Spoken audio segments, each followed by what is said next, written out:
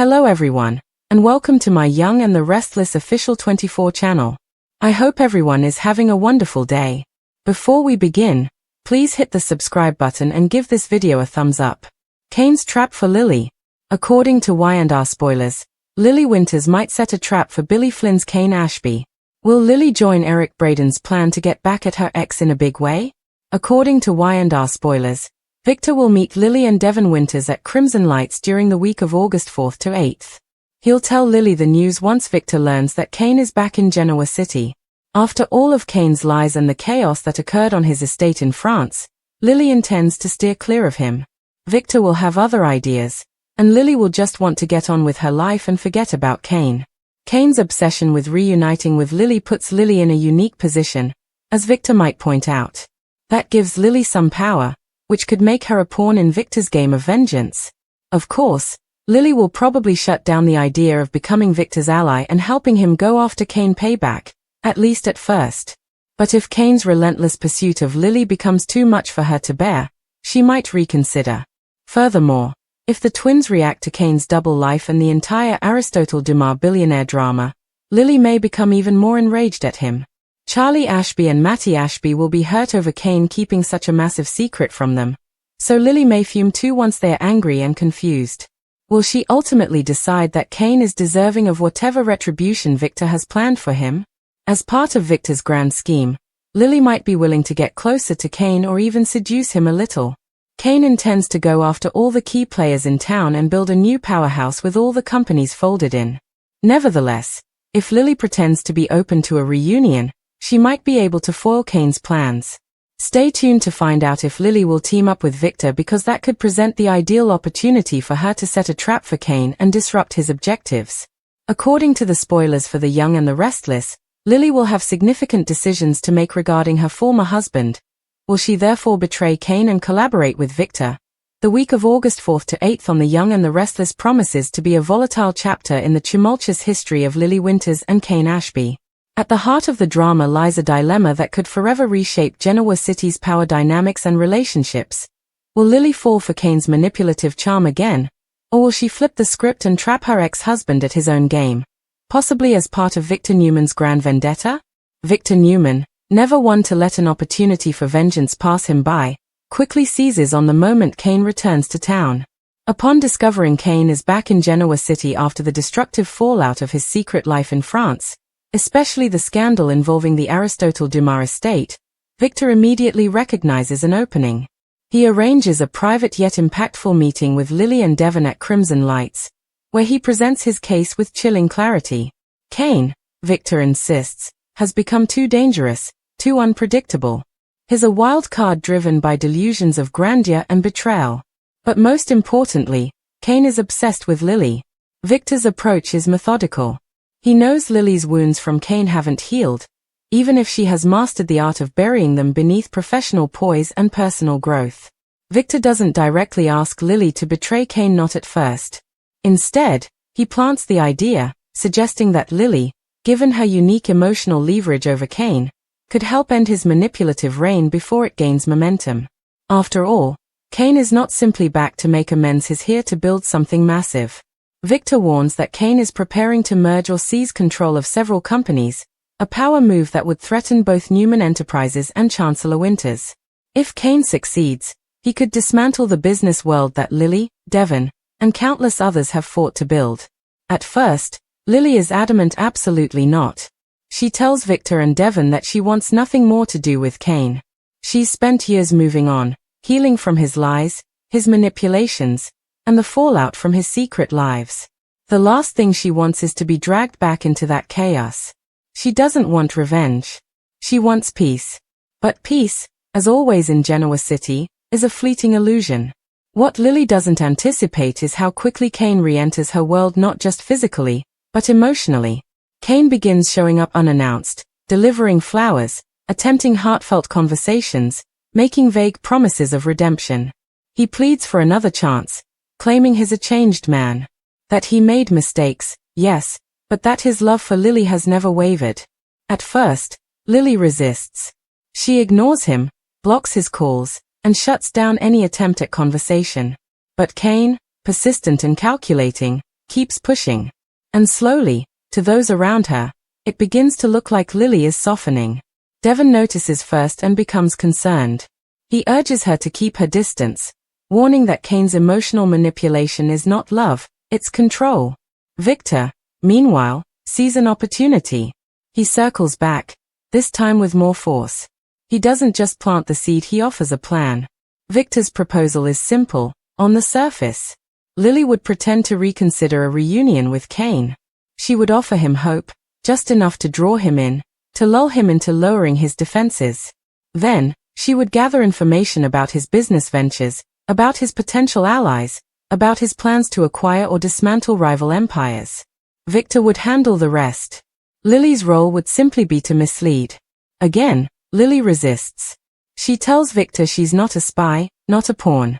But as Kane ramps up his efforts, showing up at Chancellor Winter's, sending old family photos, and even invoking the names of their children, Lily's patience begins to crack. Then comes the tipping point. Charlie and Mattie learn about Kane's double life in France and the Aristotle Dumas scandal. The betrayal hits them like a freight train. Charlie lashes out at Lily, angry that she didn't warn them about who their father had become. Mattie, always more introspective, quietly shuts down, retreating into herself. The pain in their eyes reignites something in Lily, a sense of duty, of maternal protection, of fury. Kane, she realizes, has gone too far. His selfishness has now hurt their children. That changes everything. Lily contacts Victor. Let's talk, she says. What follows is a carefully crafted operation that sees Lily stepping into a role she never thought she'd play. She begins responding to Kane's texts. She agrees to coffee, then dinner. She lets him believe that maybe, just maybe, there's a chance they could rebuild what they once had. Kane, blinded by his obsession and intoxicated by the idea of having Lily by his side once more, begins letting down his guard. He confesses more than he should. Tells Lily about his meetings with investors. Hints at a shadowy deal with someone inside Jabbo. Alludes to a strategy that would put him at the center of a business empire stretching from Genoa City to Paris. Lily listens, records when she can, and passes everything along to Victor through encrypted messages arranged by his trusted tech ally, Michael Baldwin. But deception is a dangerous game, and soon Lily finds herself walking a tightrope. Kane begins to press for more. He wants to move in together again, wants to plan a getaway to Paris, even suggesting they take a family retreat to reconcile with the twins. Lily, visibly uncomfortable, tries to stall. But Kane's suspicion begins to grow. He wonders aloud why Lily hasn't kissed him yet, why she won't let him stay the night, why she still flinches when he touches her hand. In one chilling moment, Kane tells her, "If you're lying to me again, Lily, I won't be so forgiving this time." The mask is slipping. Meanwhile, Victor works behind the scenes, consolidating the intelligence Lily provides. With help from Nikki and Michael, he begins discrediting Kane in the business world, quietly shutting off his access to capital, freezing one of his shell company accounts, and leaking damning whispers to business media insiders. Kane's momentum stalls. He doesn't know why, but soon, he will. Lily, growing more confident, presses further.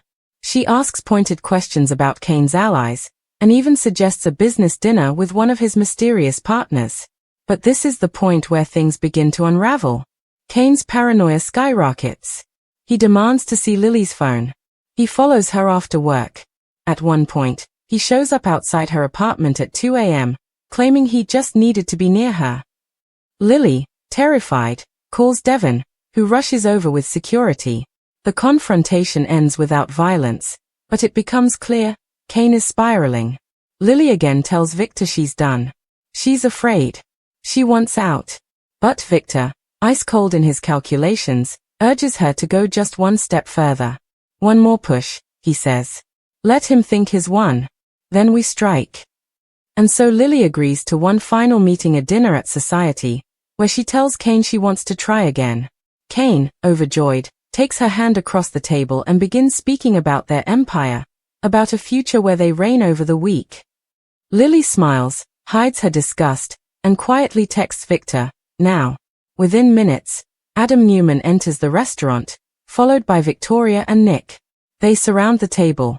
Then Michael Baldwin steps in with legal documents. It's an ambush evidence of Kane's fraudulent business dealings, money laundering, and connections to foreign shell corporations. Lily stands up. It's over, Kane. You walked into my trap. Kane, stunned, stares at her. You did this. Lily's voice is cold. You used me. You lied to me. You betrayed our children. You don't get to come back from that. Kane is taken into custody. Victor nods approvingly as his enemy is led away. But Lily, as the dust settles, doesn't feel victorious. There's no satisfaction in destroying a man she once loved. Only sorrow, regret, and relief that it's finally over. Or is it? Because in The Young and the Restless, no plan is ever without consequences. And Kane, now humiliated and furious, may have just begun plotting his escape and his revenge. But for now, Lily has won the battle.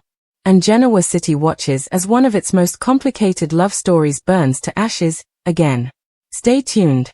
The aftermath of Kane's takedown ripples through Genoa City like an aftershock from an earthquake. Lily, having pulled off one of the most daring deceptions of her life, feels the weight of her victory settle into her bones, not with pride or triumph, but with heaviness and reflection.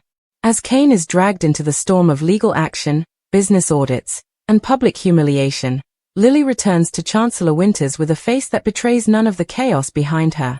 But inside, she's far from settled. Devon is the first to speak the truth aloud.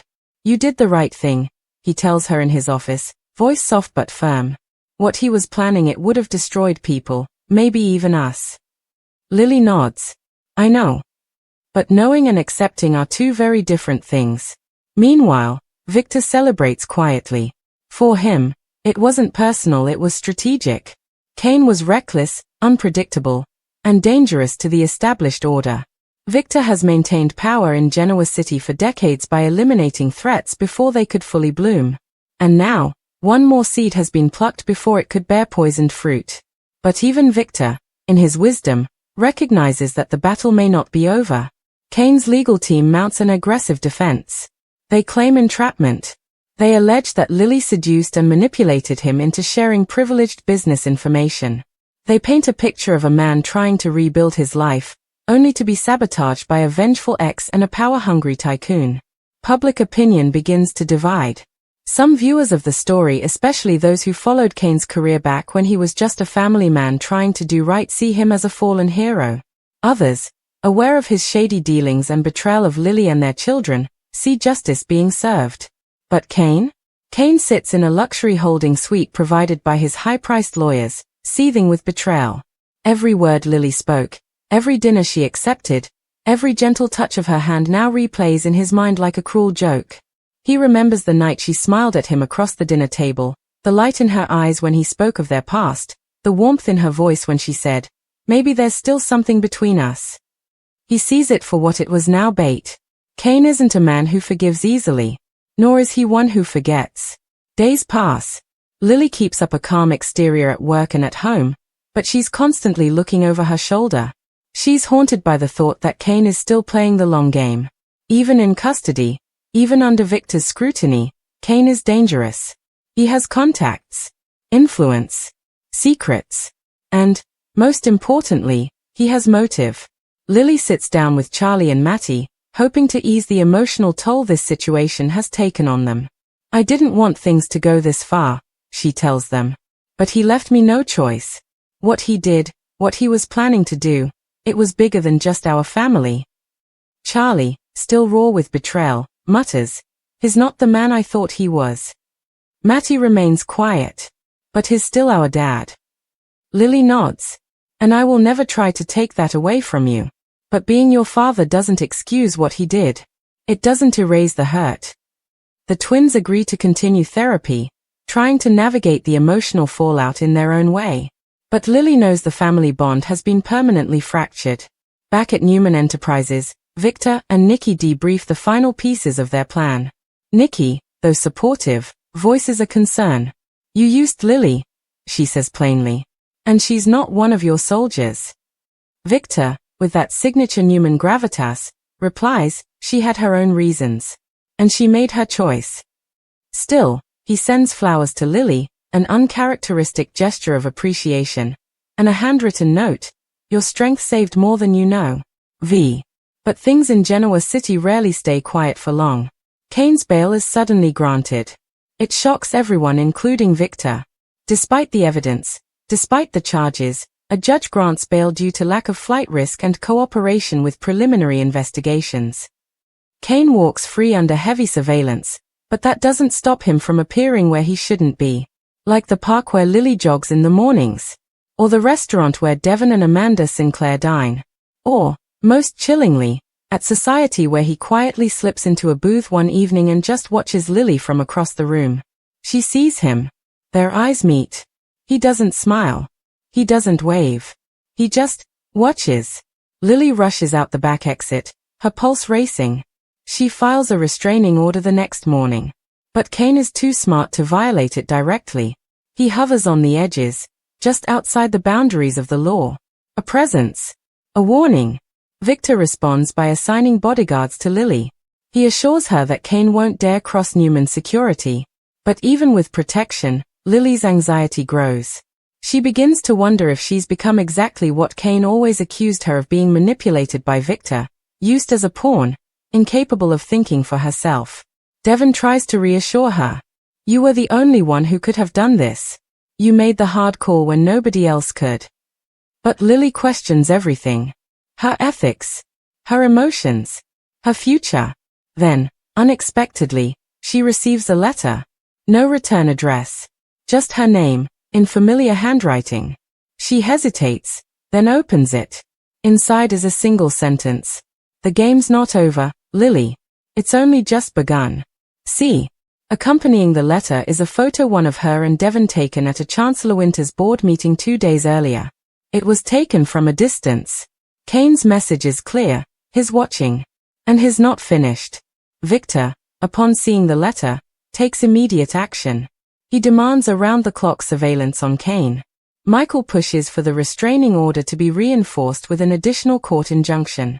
Devon suggests Lily take time off and fly to Los Angeles to be with Neil's side of the family. But Lily refuses to run. That's what he wants, she says. He wants me to hide, to be afraid. So instead, she leans in. Lily begins investigating Kane's allies.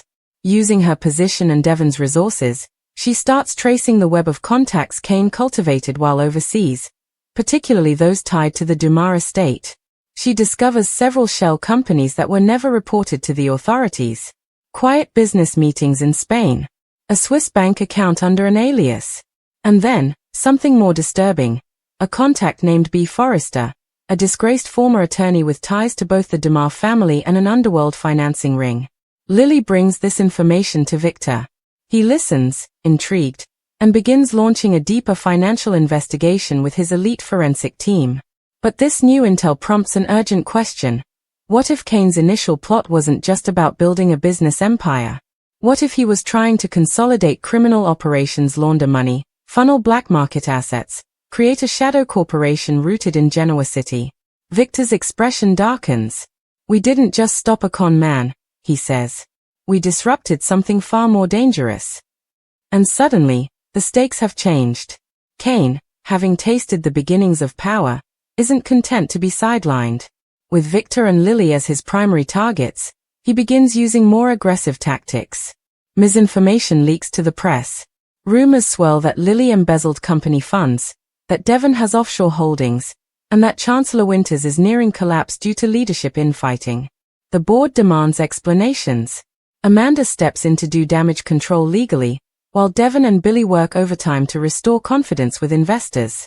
Lily, meanwhile, doubles down on her investigation, determined to expose Kane's new operation before it gains traction.